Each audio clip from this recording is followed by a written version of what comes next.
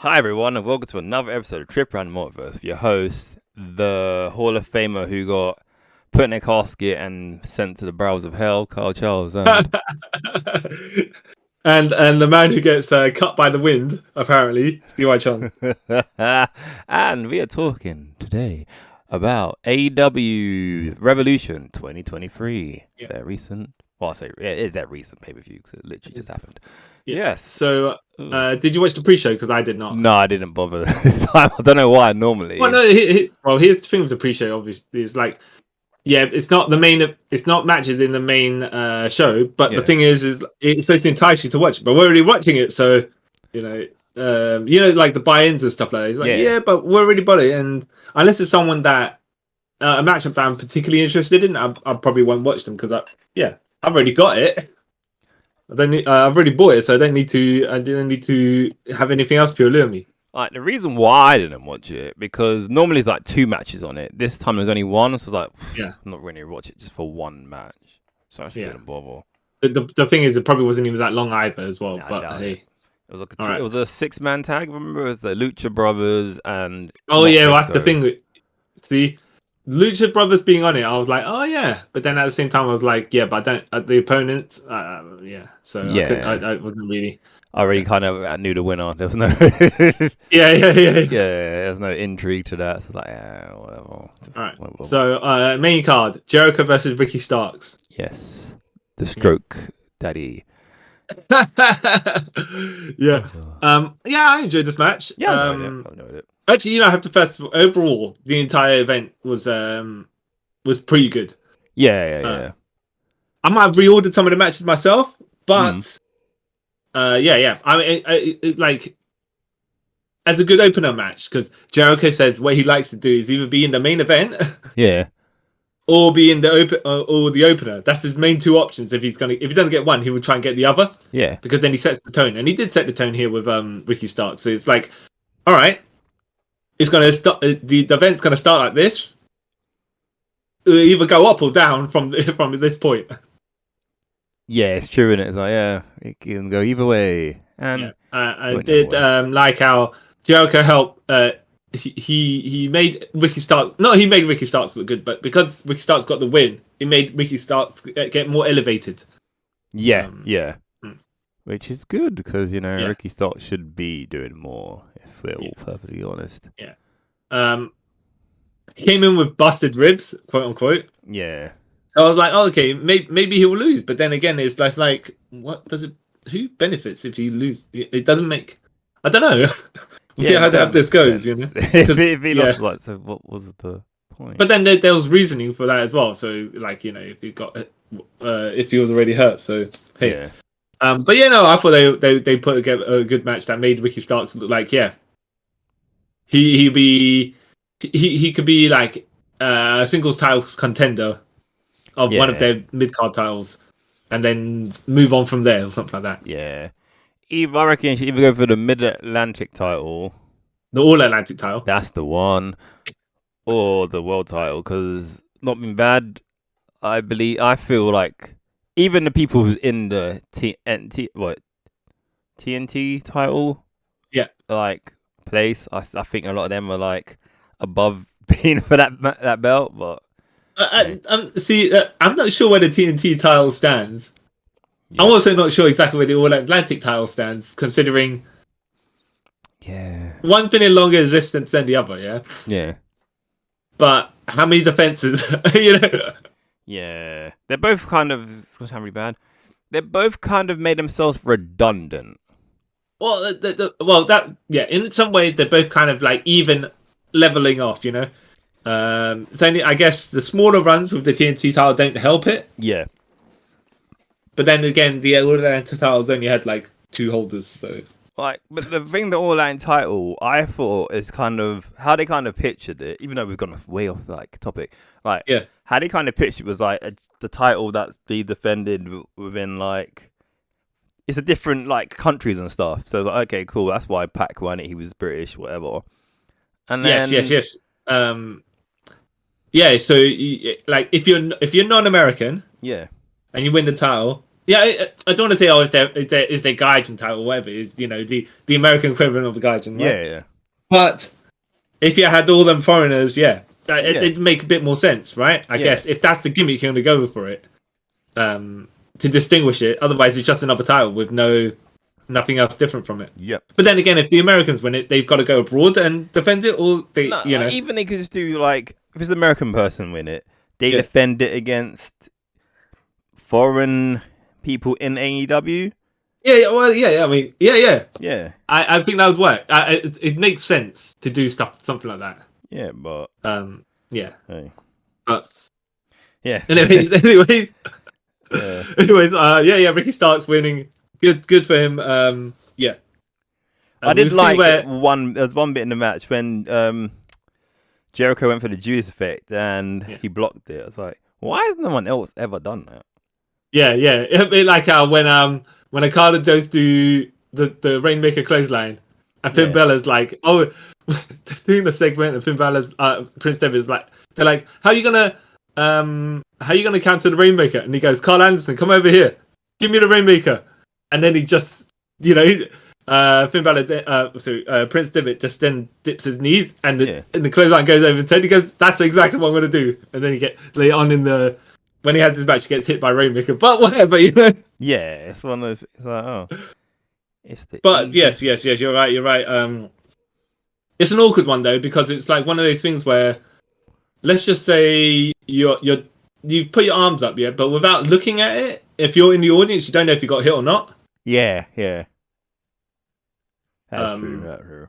That's probably what I mean. Like ducking it's a clean, like it don't hit. But Well, I did like how that like there was going to be no interference, and then Sammy Guevara's come to interfere, and he gets jumped. Yeah. So it's like, okay, cool. This is going to be a clean-ish win, hopefully. Yeah, and it was. So good on them. Yeah. Okay. The final burial match with Christian Cage and Jungle Boy Jack Perry. Final burial being the non-copyright version of Buried Alive, aka coffin match. Yeah, they're not the same. No. It was a Buried Alive coffin match, right? I think it was just a burial match. Oh no, it's not Buried Alive match because you didn't have to bury him. Yeah, I think just a burial match, and then it's just a coffin match. Yeah. I suppose. I mean, in a weird way, even though it shouldn't, this match led into the feud led in this direction. Yeah, because Christian was being out of order, talking about Jack Perry's dad, Luke Perry, and okay. The thing is, like, is the way he says certain things is not what the meaning is. If you know what I mean, he goes. Because he didn't say, "Oh, I'm glad your dad's," cheap heat, right? Yeah. But he's like, because your dad would be ashamed of you. That's how he follows up. Then like, "Oh, I'm glad he's dead because he's dead." Oh, Randy Orton style, or Paige when she was feuding with Charlotte Flair. I'm like, that stuff is, Christian, he walked that fine line of like, yep, okay. Yeah, but if you snip that sentence a bit short, it's out of order. Yeah. Even though you paused in the places where it gave the implication. Yeah, it was smartly done. Yeah. And obviously, there was consent on both halves to do it. But it was smartly done. Christian come out with his, with like, wearing like a turtleneck sort of full get up, like, so he had his tights, right? And then the black thing that went up to his neck, but his shoulders were out. His arms were out. It's like, okay. A sleeveless turtleneck. Yeah. Yeah. Like, all right. I mean, okay. I suppose. All right. Jungle Boy coming out with his very boppy music. Yeah. Which is very odd for a feud like this where you're gonna bury your opponent. Yeah. And they trying to make it kind of serious by his name. He's more referring to him as Jack Perry rather than Jungle Boy. Yeah. So I did like it though. I did like it. It made sense. The whole match kind of it was pretty good as well. It made sense what they were trying to do and how they're doing it. And Jungle Boy won, and he looked good doing it. Yeah. He needed it. It wasn't like it's a one-sided match and then he's like completely beat up Christian or the other way around, right? It was more like, yep, okay, where it was like, yeah, we're gonna have a tussle, weapons and whatnot. Yeah, all sorts of nuttiness. Yeah, man, that was really good. Yeah, it was like slimy Christian kicking Jungle Boy in the nuts. Yeah, when Jungle Boy had the chair, and then the concertos and stuff like that. I was like, okay. The thing is, though, when you do a concerto, how do you hurt your own fingers? Huh? Yeah, you know how when do you do that? okay, Yeah. when they do the standing one, right? And they Edge and Christian swung the concerto, and the person ducked, and they sell like they crushed their own fingers. Fair enough, right? Because the chair's coming in that direction, yeah. Yeah. But if a chair's on the floor and you're hitting it at a 45-degree angle, how do you manage to ever sandwich your fingers in between to hurt them? If someone else moves, you know? Yeah, no, it doesn't make any sense. No, that's wrestling for you. Anyways, like it make more sense if they solved the ears. Like, ow, that the sound of the chairs hitting each other hurt my ears. Yeah. Well, yeah, that's what I mean. Yeah, that makes kind of more sense than how they hurt their fingers. But alright, sure. It's just like in movies where you have guns that fire, right? And people just no-sell gunshots. Yeah. Oh, people. But Jungle Boy winning quite definitively here, which was good. Yeah, because look, the feud could only have concluded one way if once that you set the direction of this. Yeah. Going. However, as we know, sometimes feuds can only go one way, and they actually go the other way, aka Booker T and Triple H. Yeah, or if we want to go, yeah, that's true. Or you could do the reverse booking, like the Ricky Starks and Jericho, where they had a match. Ricky Starks won. Then he started feuding with everyone else in the JSA to have another match with Chris Jericho. Yeah.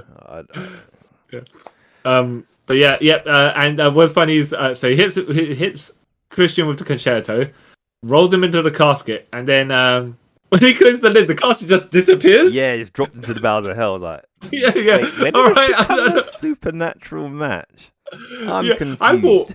I thought the casket was gonna shut, and then the coffin sinks or something like that. But no, it's just like someone had the jack and just removed it as soon as the coffin went, and it just went.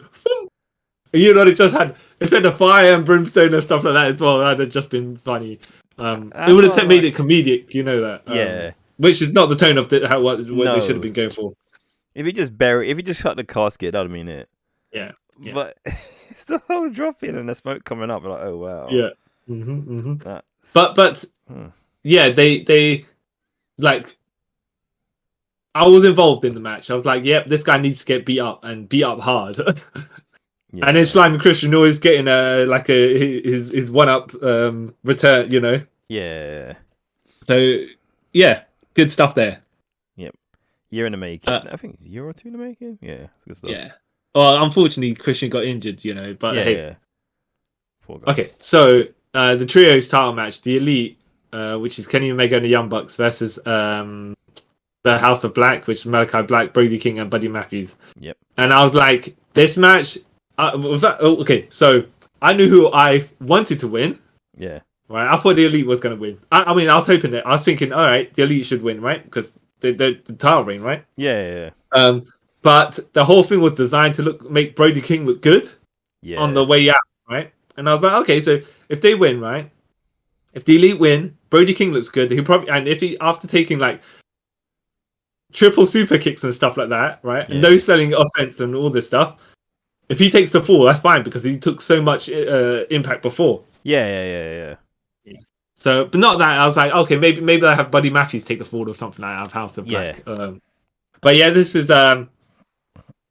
good quick fire match, and I think it's good for the like a certain section of the roster to have matches like this. Yeah, because it just helps. You don't need to go full power all the way if you're in a singles match, you know. Yeah, you don't. Trios match, you just give more bodies there to allow you to rest. So I'm I get the logic of it. Yeah, and plus you kind of need this match to. You need one of these matches on the card where it wasn't a spot fest, but yeah, it was And, of course, it had its spotty moments and stuff, but it was also quite a long match. Yeah. Okay. That's cool. Yeah, and I think I have to say, like, there's those good how they made what Brody King was, right? Yeah. The big brute of the match, but each people had kind of their roles. Yeah. So the Bucks were like, the guys who were flying around mostly. Yeah. You got Kenny Omega like hitting people hard, and then you got Brody King no selling, being the monster and stuff like that, and Malachi Black and Buddy just kind of like, there to kick hard. Yeah. Kick and knee hard. Yeah. His knees, man. Some of them were. There's some really good near falls as well. And some of the near falls you just think, oh, they're not going to make it in time, but they do. Yeah. Like a lot of the near falls near the end, I was like, oh no, that's like when. Well, we haven't said the winner is yet, but some of it's like, oh, okay, that's how they win, and then you just see one of the opposite team just flying from nowhere. Yeah. And stop it. Oh wow, that was close, and then it just keeps going. There was a segment in this match where Kenny Omega basically was the only one standing on his team. Yeah. And he was starting to get bullied, and then Nick and Matt Jackson came in and helped him. But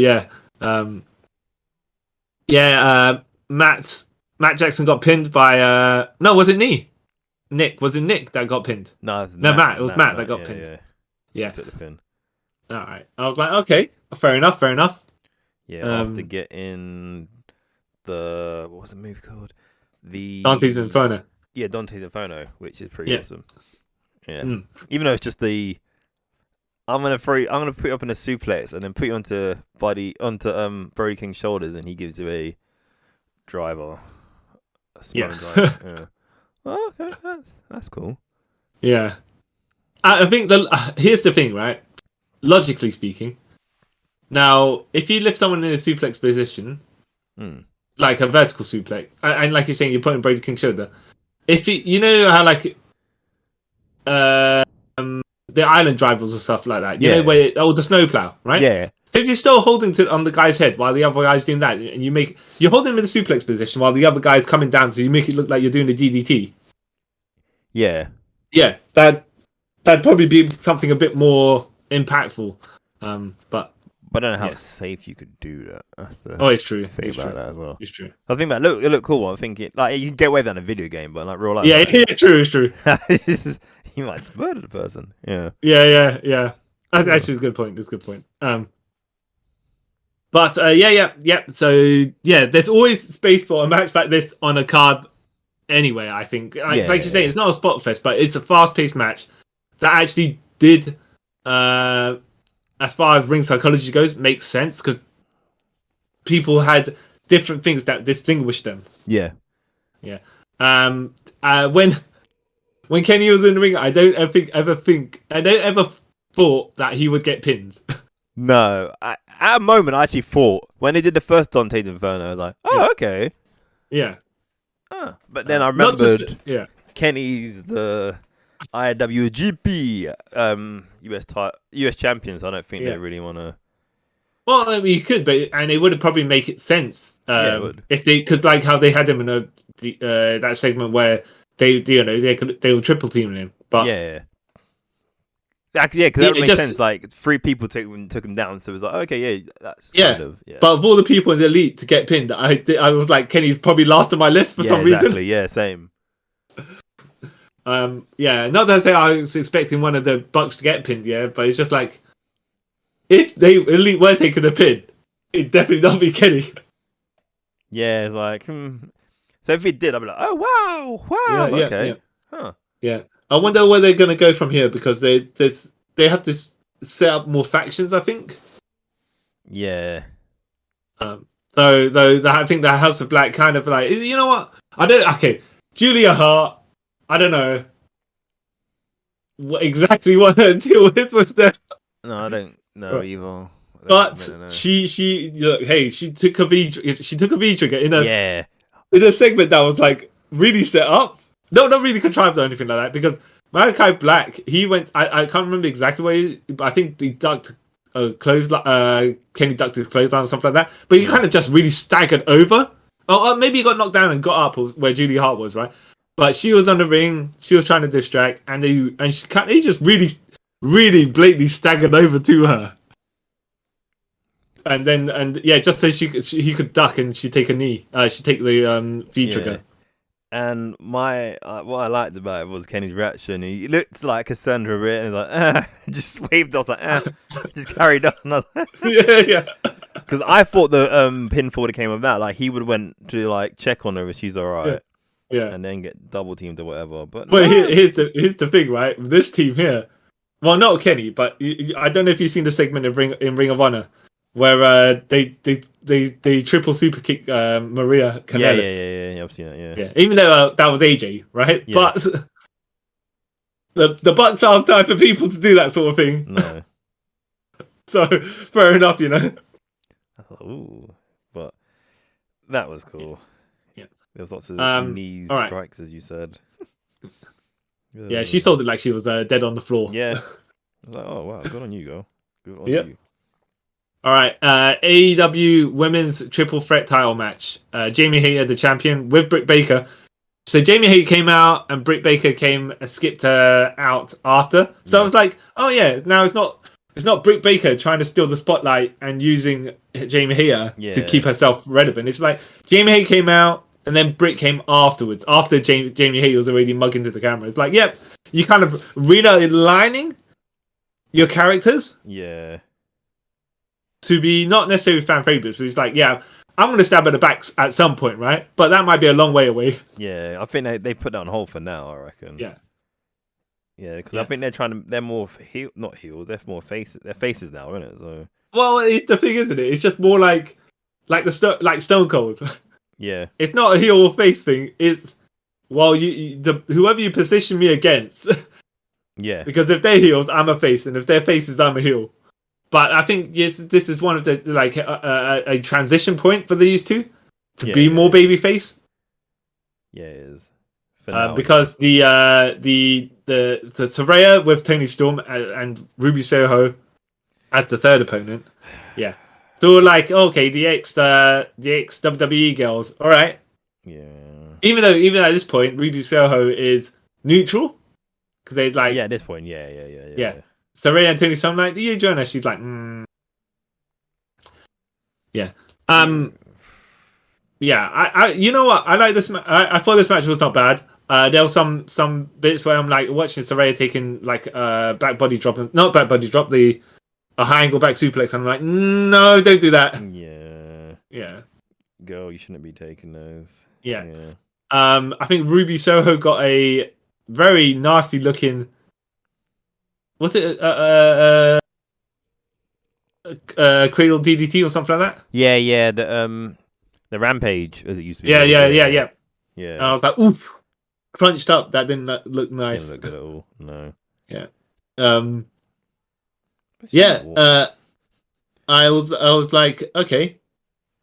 The finish was all right. So the finish was. Yeah. Saraya was in the corner, like sprawled out. Okay. And then Ruby Soho and Jamie Hayter go through like a whole bunch of pin combinations. Yeah.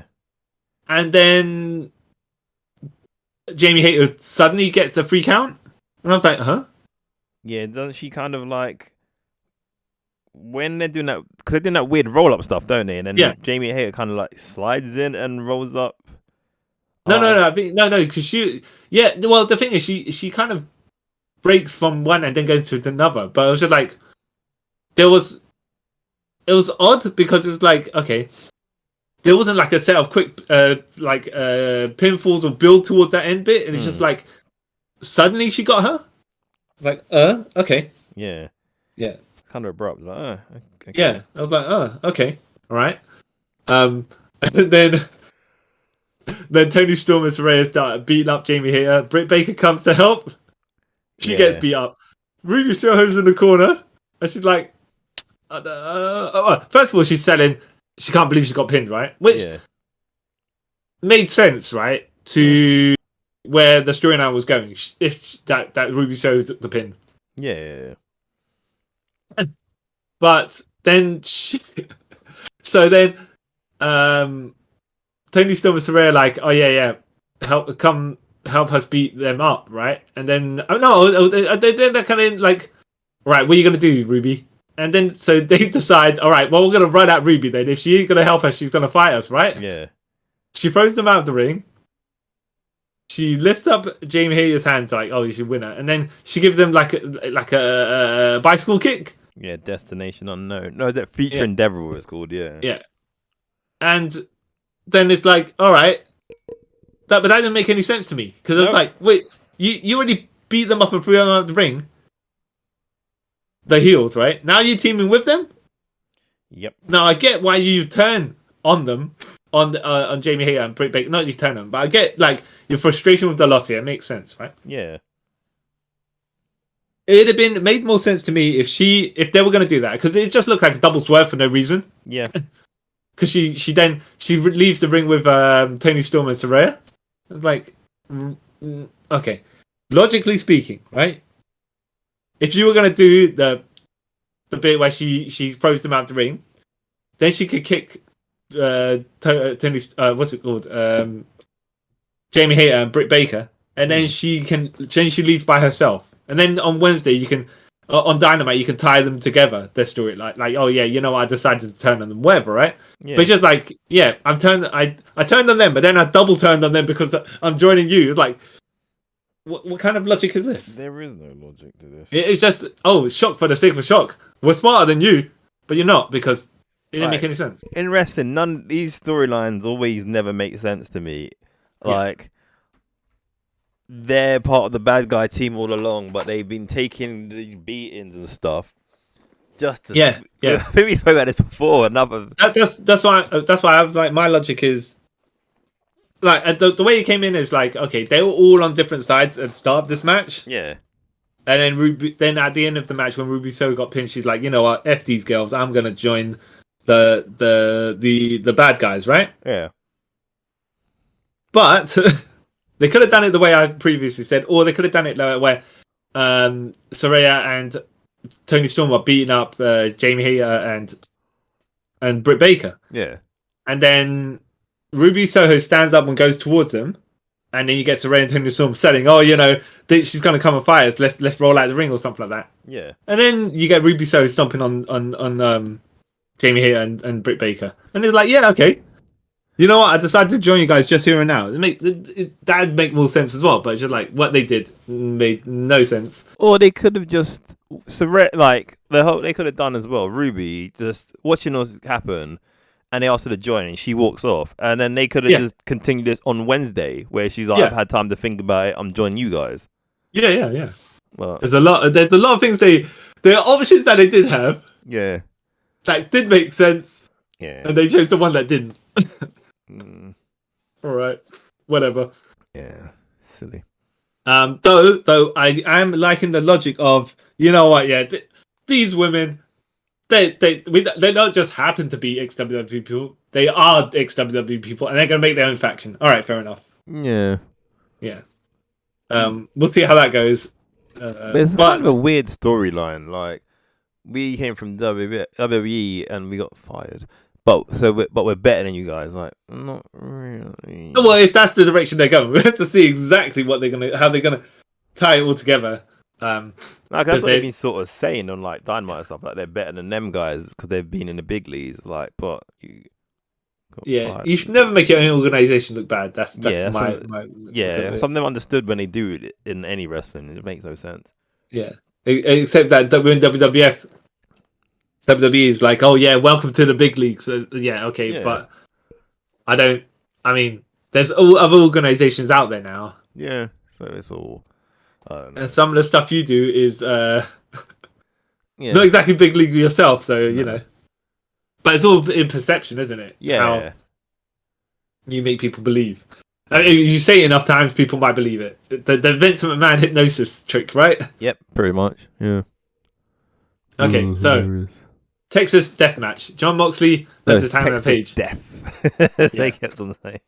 Because that's what John Moxley, in the build up to it, when he said in the match, he goes, "I'll face you in Texas Death." So that's why one of the commentators made a joke about it, saying, "This is Texas Death." I'm like, oh yeah, it's hilarious. Yeah, I was like, right. I mean, I think the only other time I saw a Texas Death Match was AJ Styles and was it Kurt Angle? But what they did was you had to get pinfall, and then you had a 10 count to get up.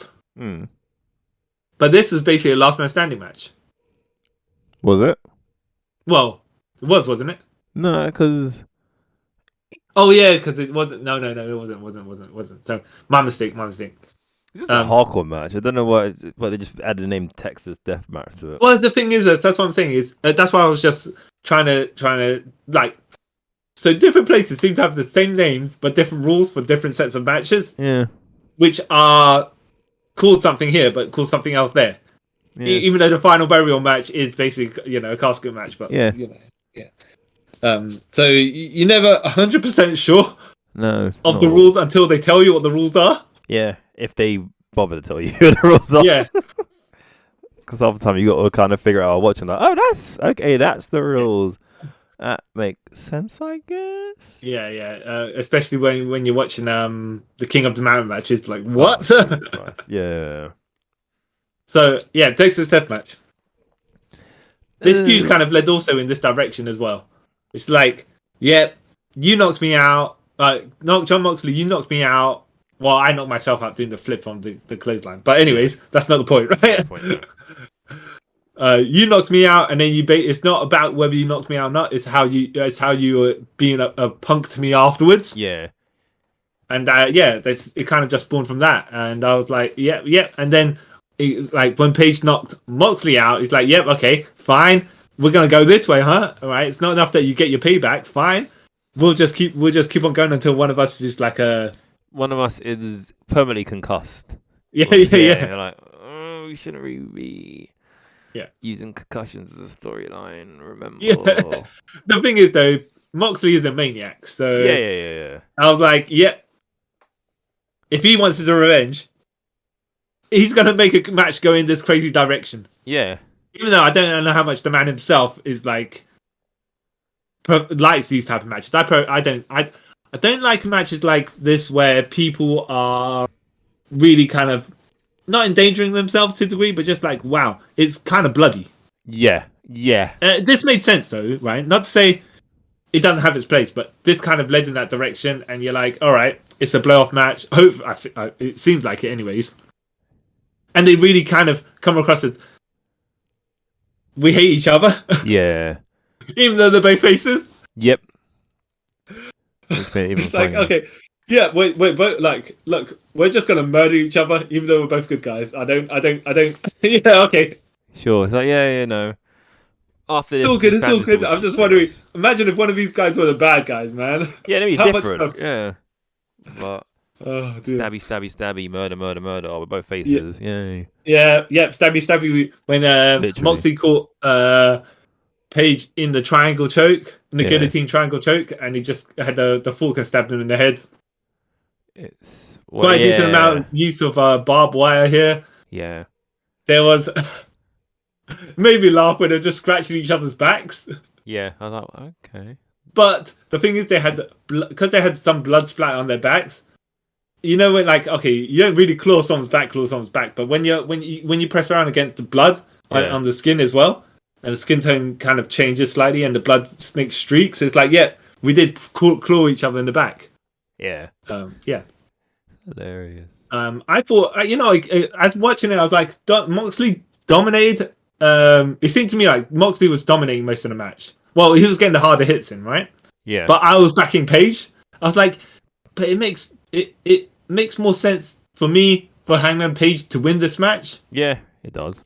Even though he's established already, it's just like he needs to beat someone at their own game. Yeah. Be like held up in a high regard. Yeah. And like you're saying before about Moxley, he's like, he doesn't really usually get defeated. No. Yeah. So there was the old so he gave him a Death Rider. Oh, there was some bricks as well, yeah. He stomped on Paige's hands on the bricks. Gave him Death Rider onto was it onto a chair or the barbed wire? Feels onto the barbed wire. Oh no, yeah. But there was some craziness like that. I think did he do did Page give Moxley a dead eye on the barbed wire? Yeah, on a chair. Yeah. Yeah, I think there was at the beginning where Page he tried to wrap his foot around in barbed wire, but that barbed wire wasn't bending properly. Yeah. And then a bit where he wrapped the barbed wire around his like torso. Like that. Yes, that makes no sense. No. Well, he dropped the barbed wire around his torso and did a moonsault off the outside the ring. Yeah, I mean, inside. Yeah, I'm like, yeah, but it's gonna hurt you as well. Yeah, I was like, yes, but no. That's yeah. And the curb stomp onto the bricks, and then these people started singing the Seth Rollins theme as well. I was like, okay, what jokers? Okay. Yeah. Oh, hilarious. The thing is, as well is like the bricks must have been proper not proper bricks, but not stunt bricks. When I say stunt bricks, the powder bricks where you hit someone and they just fall apart. Yeah. Because they were using the same bricks a good couple of times, and I was like, and when I think Moxley took a brick to the head. Oh, nothing new about that. Yeah. Yeah. But I was expecting that brick to blow up. It should have. Yeah, like a special effect. Yeah. But it didn't. I was like, oh no, that was disappointing. But just like, huh? All right, okay. That was I was expecting something else, but all right. Right, sure, okay. That was a bit where there was a bit where Moxley set up 2 chairs with barbed wire on the top of them, right? And they were back to back, so the point is in the center. Yeah. And then Page, the way it was set up, Page was in the corner, and Moxley did 10 punches. And I was like, oh, blatantly, someone's Moxley's getting powerbombed through these tables. Yeah. And I was like, I hope he does not hit the center of the chairs. Yeah, right, same. Like, please don't. Like, that's stupid. Please don't do it. Yeah. And somehow, I don't know if it's accident or Page could see where he was going. Yeah. But he did powerbomb Moxley onto the side of a chair. And I was like, yes. Thank God for that. Much safer. Because let's just say, even if you hit him in the center and you're expecting the chair to spread out, that might be the case, All you're going to do is ruin the man's spine. Yep. And we don't want that. Because Moxley might think he's invincible, but he's not. He's not. Yeah, he's like, we want a simulation of people getting hurt, but we don't actually want people getting hurt. Yeah. But yeah, like most of the time, like when I was saying about the like as a last man standing match, most of the time in this match, like people they were just knocking each other out and waiting for the referee to call it. Yeah. Oh. I did like the finish though, where Moxley he basically took what's it called, the buckshot lariat. Yeah. And then he kind of rolled through it, still standing. Oh wait! So for some reason he put a chain around his own neck, right? For no reason whatsoever. Yeah. Right, but then I think then he got the buckshot lariat, and then as he rolled through and staggered onto the back of the ropes where he was, I think Page just kind of threw him over and then grabbed the chain. Yeah. And basically was choking Moxley. Yep. And off the edge. That's a creative way, if I'm honest. Yeah. And I was like, all right. What do we like? Is Moxley gonna fall unconscious here? Because he's basically being hung, which would have made sense as well. Right. But he tapped, and I was like, oh, okay, great. I was so surprised about the tap bit because I don't think I've ever seen Moxley tap. Yeah. Oh, okay. And I think it made a lot of sense as well because it was like it never made him look weak. It was just like, okay, I'm in a bad position here that I got myself into. Yeah. And I'm probably gonna die if I don't tap out. That makes sense. It's like oh, yeah. We took Hangman Page took advantage of this situation. You know, I think both of these guys look good coming out of it, anyways. Yeah. No one looks weak. But for no reason that I was like, why Moxley? Why were you wrapping a chain around your own neck? Yeah, it's different, by the way. If Hangman Page was wrapping the chain around Moxley's neck and then gave him the buckshot lariat because that's the whole setup, right? Yeah. But wrap your own chain around your own neck, you're just asking for trouble. Especially since you know how these things are with matches like these, where you sit up the table and you're going through it. Yep, because that's like what we know as well. That's Wrestling 101. Something you're going through it. Oh, when Moxley went through the table on the outside as well on the barbed wire. Yeah. And here's the thing: these guys aren't wearing t-shirts or anything like that as well. No. They're like bare flesh, just hitting. If you want to call it plastic barbed wire, whatever it is, but just like it's still. Yeah. It didn't. Yeah, it didn't look nice, and I wouldn't want to see another match like this because they're both bleeding as well all over the place. Yeah.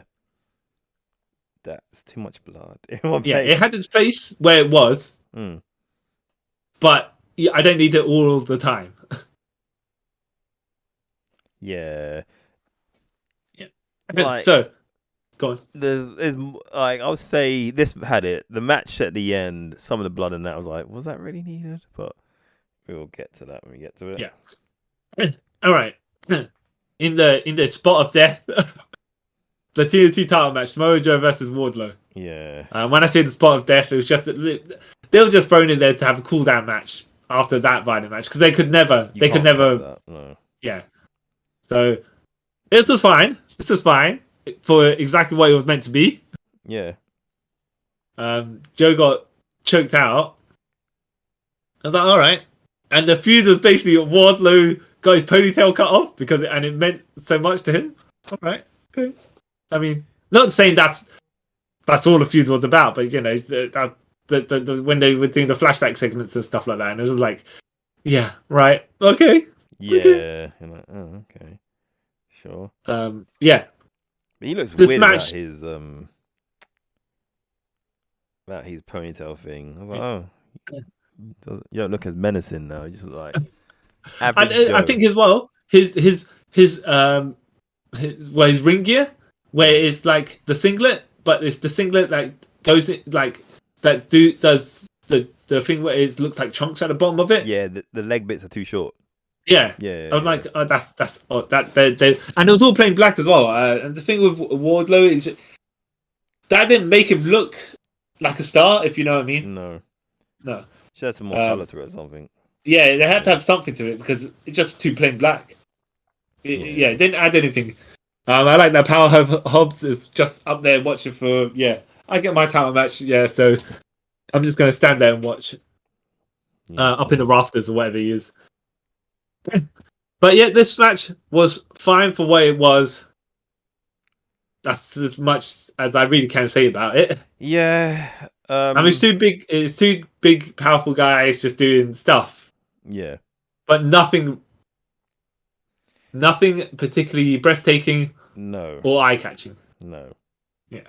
But they knew what they were meant to do. Yeah. Like, and also what it's leading to is like you kind of writ yourself into a corner with that as well. Yeah. Because like it's Hobbs won the Face of the Revolution ladder match, or whatever. So he's got a title shot. Not on Revolution, by the way, on Dynamite. But whatever. Yeah, whatever. So he has to win, right? Well, I think logically speaking. So you think that Powerhouse Hobbs is going to defeat Wardlow for the title? In ideal world, he should. Would it make more sense, by the way, then for Joe to keep the title? Yeah, that would make more sense to me. In some sort of not a shady shenanigans kind of way, right? But something a little bit underhanded, maybe, right? And then he could lose Powerhouse Hobbs or something like that, you know? Yeah. But unless we're gonna say Powerhouse Hobbs is gonna lose the match. That's the thing. At this point, it doesn't make any sense. It doesn't make any sense. Yeah. So look. Later on, when we reordered the card, right? Yeah. I might put this in a better position from where it was, right? Maybe. But it was there to be whatever it was meant to be. Yeah. That's the best way I could put it. It's the only way to put it, to be honest. Yeah. Okay, so tag team title 4-way match. The Guns, not the Machine Guns, by the way. Colton and Austin, the Ass Boys, Guns. Yeah. Versus versus Jay Lethal and Jeff Jarrett with Sanjay Dutt and Satnam Singh, right, as their managers. Versus Orange Cassidy and Danhausen versus the Acclaimed, which is Max Caster and Anthony Bowens, Yep. who come out with Daddy Ass himself, Billy Gunn. Yeah. This match. I did like. Go on. No, it's a good match. Yeah. When I say what you want to say, I'll say my bit off. I was gonna say I like how the start of it is just basically they're being silly. Jeff Jarrett's doing the strut, and then Orange Cassidy does the super slow, lackluster strut. Struts. Ooh, yes. What am I talking about? Wow, it's two different things. Yeah. Oh, yeah.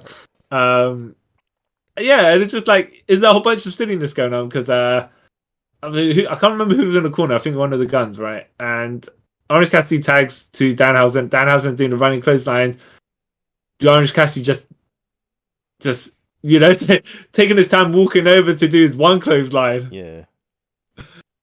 Yeah, that's the best. But had some good spots. Yeah, it was fun. It was fun and silly. Yeah. Which, yeah, makes it like okay. I don't know if I'd put this where it is, right? But I enjoyed it for what it was. Yeah, I enjoyed it. Yeah. I enjoyed it. It was not like. I have to say, probably the people that made sense to win were the Acclaimed, right? Because I don't think Jay Lethal and Jeff Jarrett, were going to win the titles here. Yeah. Or Orange Cassidy and Danhausen, really. But then again, I didn't even know if I think the Guns were going to keep the title, anyways. Yeah, because I thought like the Guns were going to lose and the Acclaim get their titles back. Yeah. Which kind of made sense to me, but I kind of see where they're going now because FTR came back and all that. Yeah. I kind of see. So, yeah. But then... some of the segments. So Billy Gunn was supposed to do the Faymaster on Satnam Singh, right? Yeah. But he kind of just jumped and sat on him. Yep. I was like, what happened there? Did he overjump? I don't know. I think he might have overjumped or Satnam forgot to fall down in time. Yeah. So he kind of went down on him. That came out wrong. But yeah. But whatever, right? He takes him with his ass. Fine. It's Billy Gunn. Okay. Yeah. So he's daddy ass. Yeah. Okay. He's still doing good for someone in there. About to hit 60. Yeah. So yeah, the Guns win with the 310 to Yuma. And I'm like, all right. Yeah. All right. Fair enough. Yeah. It was... And then when Renee Paquette came into the ring with the microphone, I was like, okay, well, clearly there's an after-match angle somewhere, somehow. What exactly is going to happen? Because you know how they usually don't do these things. If it is to do it, it's probably backstage or something like that. If you're going to do a legit interview, something like that, right? Yeah. So the Guns are cutting their promo, and then the FTR music comes along. Yeah. And Dax and Cash, they brawl with the Guns. Yep. And Dax somehow being the other man who gets cut by the wind because he's bleeding. And you're like, where's he? What happened? Yeah. I mean, on those, he ran to the wing, and then all of a sudden he's got a cut. So the wind actually cut this guy. It just made no sense. I couldn't. I was trying. Not that I was trying to work out where he got hit, but maybe it's just one of those things where your head's just when you're sending a punch stuff and you just lean forward too much and you. That's what I was thinking. Or he might accidentally got poked in the face or something. Yeah. By one of the Guns when they got in the corner, but who knows? Yeah. So FTR versus the Guns. Do you reckon that's where they're going? Yeah. I mean, that's seem pretty obvious. But then, do you reckon the Guns are transitional title holders, or do you reckon they're just going to be heel? They're going to heel win somehow, and then they're going to get a rematch or something. I think they're gonna. No, I think they might win clean. And or do you reckon they'll go to Forbidden Door 2, and the Guns retain, and then the next pay-per-view they will lose? I don't know, because I personally think FTR is out. They're leaving very soon. Yeah. So I think unless they're gonna put over the Guns and lose, and then the Guns will lose it to the Acclaimed again or something. I don't know. Yeah, we'll see. We'll see if time will tell. Yeah. If Billy Gunn then turns on the Acclaimed to join his sons, but Yeah, hopefully that doesn't happen. I think that's too obvious, but Well, at least for now, anyway. It's a bit too obvious, but we'll see. Okay, world title, 60-man Iron Man match. MJF champion versus Bryan Danielson. Great stuff. Great stuff. There was a bit at the beginning with the controversy of the little kid, which that makes it sound so bad. Well, what actually happened was MJF rolled out the ring to get his heel. He grabbed some lady's transparent cup or whatever fluid, and he threw it at the kid. Well, he didn't really. Okay, so the way I read it is like literally dashed it in the kid's face. Yeah, which it was not what happened. No, not all. So he grabbed the water. He probably thought it was water, to be honest, right? Turns out it was vodka, and he threw it in the direction of the kid. I think some of the contents hit the kid, right? Yeah, like on his jacket or something. So that's why I was like, okay. But I mean, MJF being a heel, but he wasn't being a proper despicable real life heel. Yeah, well, because he didn't aim at the kid; he aimed at the floor. Yeah, in the direction of the kid. Just like enough of the intention, but realistically, his aim was not to follow through. No. Yeah. But people. Otherwise, he would have actually just thrown it at the kid. Yeah. Or he could have thrown the cup at the kid as well, but he didn't do that. He just kind of shifted so the liquid would come out and end up close to the kid. Yeah. Without actually getting any on him. No. But then he just kind of I think when they found he was it was actually vodka or whatever it was. I'm like, wait a minute. Yeah. Your mum was drinking vodka at AEW event, all right. Like, sure. Let me dispose of this and then he probably MJF helped that parent be a better parent to their kid by stopping them being a drunk. Yep. But I just found it hilarious, like you saying, everyone just complained about it, and then when you actually see it, like that's not as bad as people going on about. No, exactly. It's like he dumped the stuff all over the kid. No, he did not do that. No, but this was a very enjoyable match. As with all Iron Man matches, it's like how do you hold the attention for 60 minutes? And I think towards the latter half of it, even the last 2/3 of it, that's when they started kicking up a bit more to keep your attention. Because the beginning of it is like, chain wrestling, all that stuff. Yeah.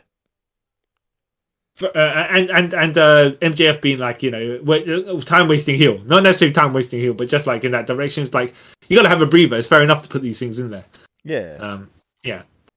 So good stuff on them. Some crazier stuff towards the end of it that was like, wow, right? Yeah. MJF getting a disqualification by low blowing Bryan. Straight in front of the referee, by the way. Well. Yeah. I'm like, all right, fair enough. Yeah. So MJF took a flying knee, and basically Bryan was up by the pinfall, first pinfall. Yeah. So then they say there's no breaks in between this, so you don't get them 60 seconds, whatever it is. Yeah. The rest period.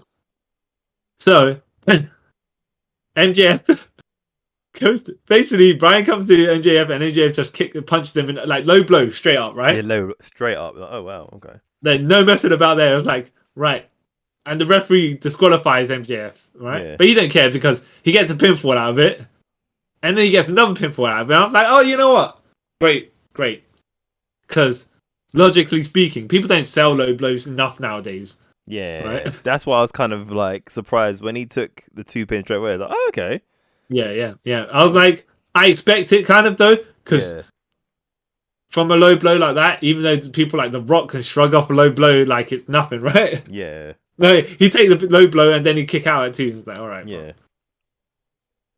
Maybe MJF should have done 2 low blows just for the jokes of it, but I think it just kind of built more equity back into a low blow, because if you took a low blow in real life, you'd probably take 2 like a 6 seconds count afterwards as well. Yeah. So, he'll be out for a while.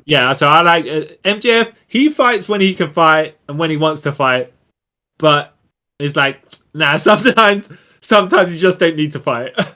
Yeah, you're like, you know. Sometimes you can fight your own game, not their game. Yeah. Which he was kind of doing this match. It's like, yeah, I'm gonna show the people that I can wrestle, right? Yeah. Until I decide that I want to cheat. Which is like, yeah, that's his character. That's his character. Yeah. So yeah, I mean, like a billion time match is like he's giving it to Bryan as well. So not like he's just taking the crap and then just cheating his way back into contention, which he kind of does, but it's just more like he does in a way where it's like, yeah, I took those 2 falls because I had disadvantage and I need to get my advantage back. So here we go. But then the rest of the time when he's like, proper wrestling him. So they do a good amount of pinfalls, right? MJF doing a tombstone, like what's tombstone on the outside, on Bryan. A tombstone on the outside through a half broken table, yeah. And then he sells his knee, and MJF is obviously working on he's working on Bryan's arm, so Bryan's selling his arm as well. But it's some good stuff here because MJF towards the end of the match does a second rope tombstone. On Bryan, and I'm like, whoa, you know? Yeah, you're like, oh, okay. Yeah. And then does he sell his knee? He sells his knee, for way too long, Yeah, so you can only get a 2 count, right? Yeah. So, but sometimes these things like don't 100% make sense because MJF took a flying knee earlier in the match to lose the count, right? But then he kicks out of a flying knee later in the match. It's like, yeah, but you spent ages getting battered. So when you go down by this flying knee, how can you kick out? How do you have the energy to kick out when you could kick out the first time? Yeah. No logic, but But anyways, one of the few moments. I did also like how MJF is like, F this. I am going to hit. First, well, I'm skipping ahead of myself here. No. Right. So, Bryan captures MJF in a half crab, and he's basically just holding him in a submission for like a whole minute because that's what's left. Yeah. And MJF can't quite make it to the ropes. Time goes, and as soon as the time expires, MJF just tapping like he's possessed. All right, fair enough, because that's what as a heel, that's what you do anyways, right? Yeah. He held off as long as he could, and then basically after the time limit was on, he's like, yeah. I was a coward. I don't care now. Yeah. It don't matter. I can tap.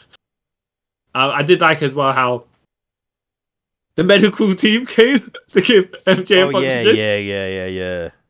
And Bryan is just like, we could go some more, like because he seems to be not as gassed, right? Even though MJF just throughout the match he's drinking water and everything like that.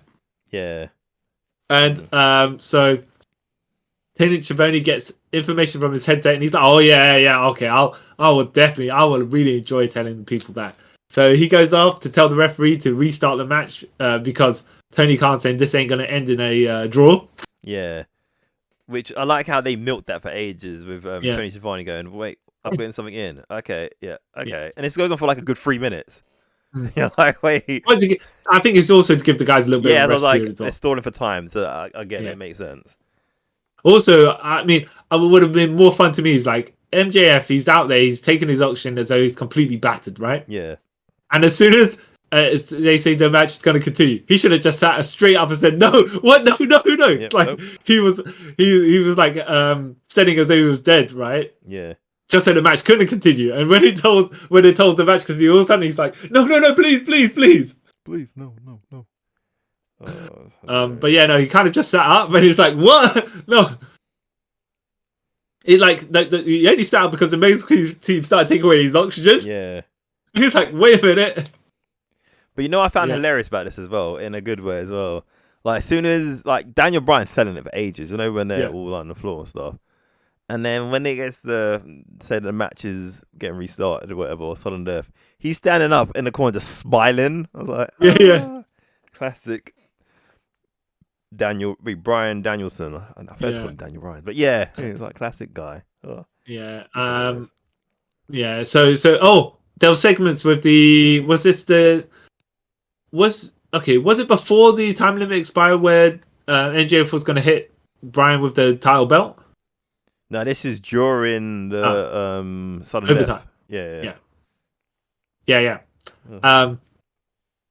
So then so the ref, so he's like, I'm gonna, and ref's like, go ahead, hit him. You disqualify yourself, and you're gonna lose the pinfall, right? So you go ahead. He just basically steps out the way. Yeah. And then MJF's like, please. And he kind of puts the towel to the side to distract the referee. Pulls out the ring, and he goes to it doesn't go to hit Bryan because he doesn't get hit. Yeah. But there was a poison Hurricane Rana. I was like, which is like a reverse Hurricane Rana. I was like, MJF, no, that looks really bad. Also really good, but also really bad. You know. Yeah. So he and then the finish comes. The finish of this comes where MJF stumbles outside. The referee somehow's distracted on the other side. Bryan's like, all right, I'm gonna go and pull him in. So, which I don't think that's a bit contrived, but you would think logically, if a guy's outside of the ring, you would step outside onto the apron and then pull the guy up. Step outside and then pull the guy up, right? Yeah. Would think Bryan decides he's going to just dive over to where MJF's head is. Yeah. So his head can conveniently be where MJF pulled out the oxygen tank and Bryan gets hit. All the while, the referee, I don't know where he was, right? But, hey, I think he was trying to do something with the diamond ring that he just took off of MJF. Yeah. I think. And then bang on the head. Yeah, and then MJF just he puts the label lock on with a dirty smirk as well. Yeah. And and you think, okay, this is how it's gonna be. Bryan's gonna the referee's gonna lift Bryan's hand. Bryan's gonna drop his hand 3 times, and that's it. Yeah, MJF gonna win like that. Yeah. But no, Bryan's hand doesn't hit on the 3rd time, right? And he tries to fight free. Guys shouting yes, yes, yes. And then basically MJF just cranks it down a lot more, and Bryan taps. Yeah. I thought he was gonna from the way that they were leading the crowd. Yeah. I thought he was gonna do a counter, maybe a pin counter or something like that. Yeah.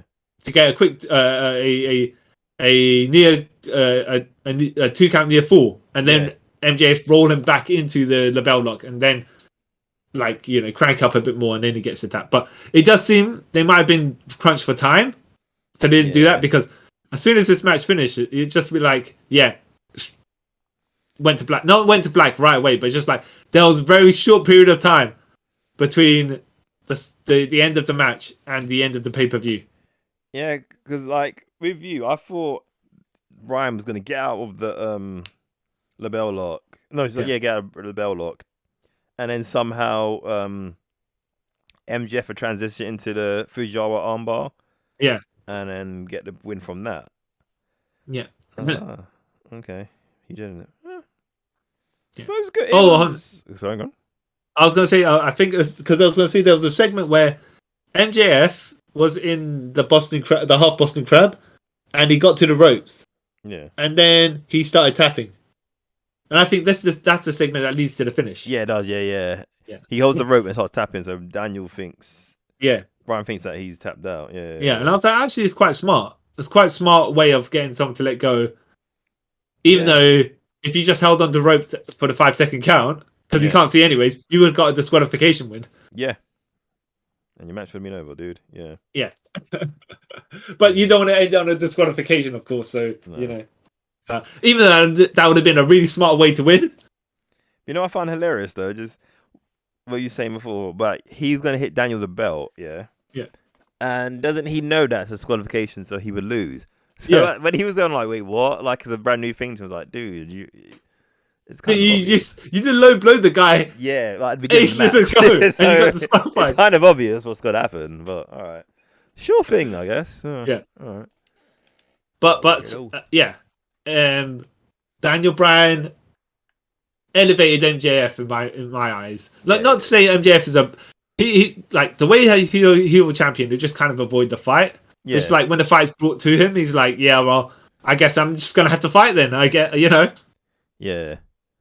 Because like I've been kind of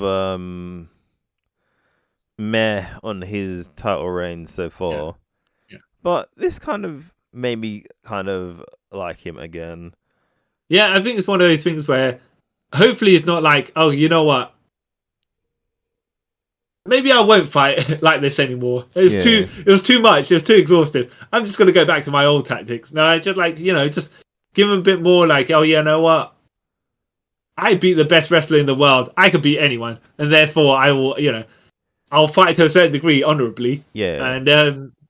And if an advantage pops up on my side, then I'll take it because you'd be a fool not to. Sort of thing like that. Yeah. Hopefully. But yeah, because I didn't think he was going to lose, but at the same time, I was like, he's had that title for quite a while as well. Yeah, isn't it? Yeah. Yeah, but I still think it's too soon for him to lose because this match just established him as a headliner-ish. Yeah. Solidly. Yeah. Because I don't think he's going to lose anytime soon. Well, hopefully he holds it for quite a bit. Not quite some time, but they need to establish a babyface to topple him.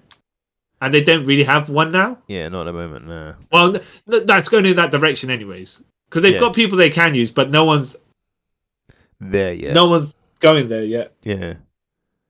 All right.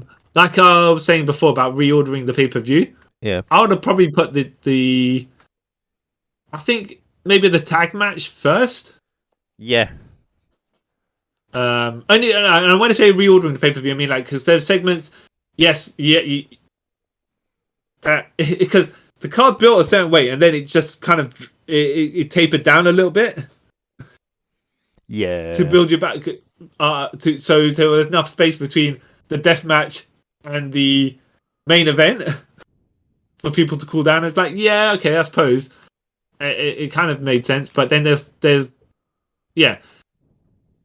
you'd think they would set up the card. Obviously, probably didn't know at the time, right? Because you can look at it in hindsight. But it's just like you'd stack all the lower tier matches towards the bottom. Not saying that, but and then go higher and higher to build for the roller coaster ride. If you know what I mean. Yeah, I get what you mean. Build to the crescendo. Yeah.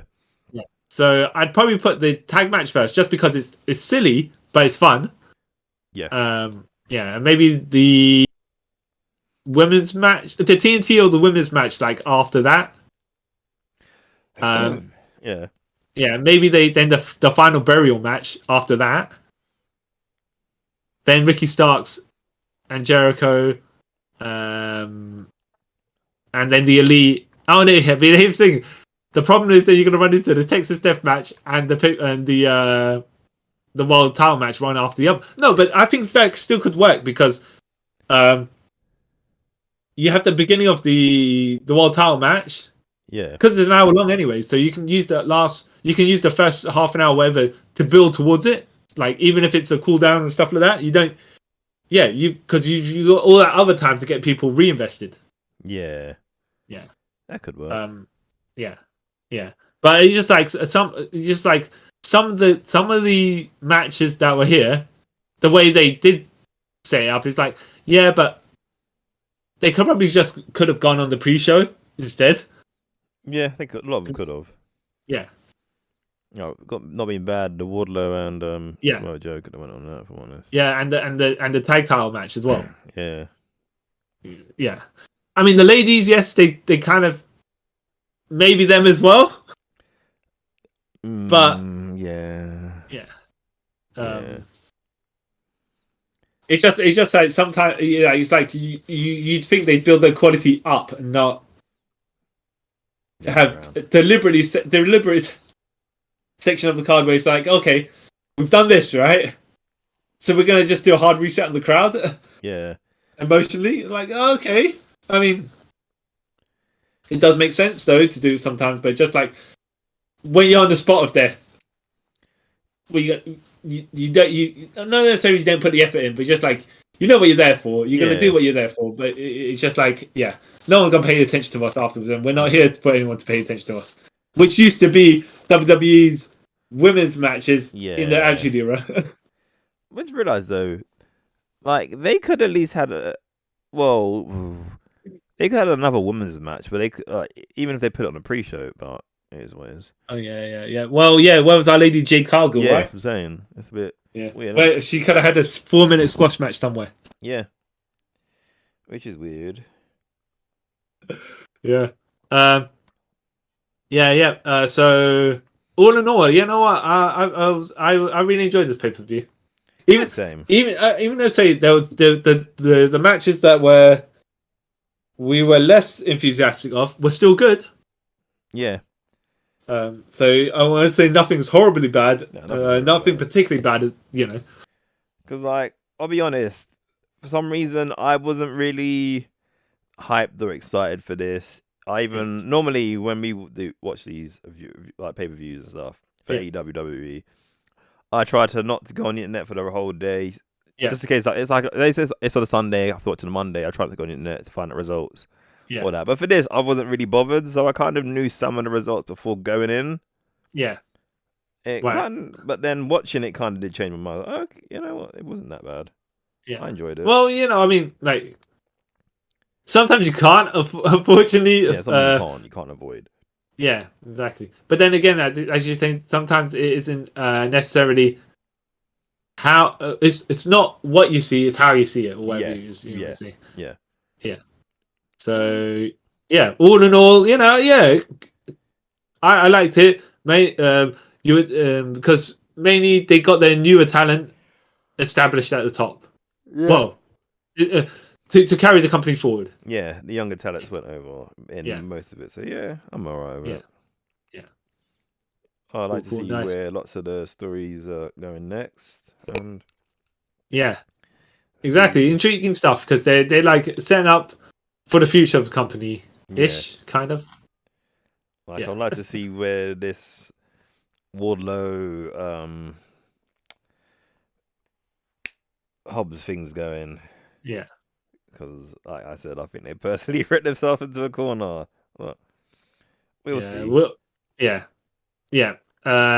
see who the next contenders are for MJF because that feud looks like it's done and dusted. Yeah, it has to be. Jon Moxley as well can take his long-awaited holiday vacation. Yeah, after 7 years. He's been trying to go on since November. Yep. Or before that. Huh? So good for him. Yeah. And I think that, but here's the thing, right? If CM Punk lost the title to MJF, a lot of things would have made a lot more sense. Yeah, a lot more sense. Yeah. But Punk gonna Punk, right? Yeah. Phil's gonna Phil, yeah. Okay. So, that'll close us for this episode of Trip Around the Multiverse. Yes. Your host. Sorry? I said yes. All right. With your host, the man who will. Oh, wait, I was going to say. What? The man who will scissor me daddy. See what, John? Right, wow. And I am the. 1 second. It's a big one. Something clever. I am the man. That's it. The man who somehow cut myself 10 seconds into a match. Wait, I'm the man who somehow started bleeding after 10 seconds, even though I wasn't in the match. Kyle Charles. That's it. Oh, Dax. And I'd like to thank you all for listening to this episode of ours when we review AEW Revolution. What was your favourite match of the night? Let us know. You can do that by leaving a message on our Instagram and Twitter, a comment on our YouTube. You can even send us an email.